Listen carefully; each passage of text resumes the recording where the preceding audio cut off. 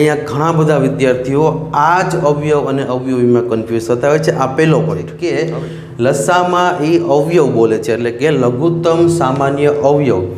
અહીંયા ખાસ ધ્યાન રાખજો, લસામાં છેલ્લે અવયવી આવે છે, લસામાં પણ છેલ્લે અ આવે છે, ગુસ્સામાં પણ છેલ્લે અ આવે છે. આ અનો મિનિંગ બંને જગ્યાએ આ અનો અર્થ અલગ અલગ છે.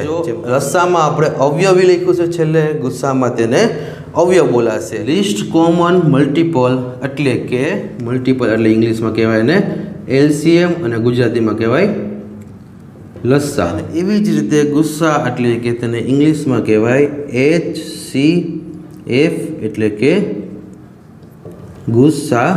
છેલ્લે સુધી આ વિડીયો જોજો, તમને લસ્સા અને ગુસ્સામાં કોઈ પણ કન્ફ્યુઝન નહીં રહે. તો આ વિડીયો પૂરો થશે ત્યાં સુધીમાં તમને લસ્સા અને ગુસ્સા તો આરામથી સમજાઈ ગયા. આવા જ વિડીયો જોવા માટે આ ચેનલને સબસ્ક્રાઈબ અને લાઇક શેર જરૂર કરશો.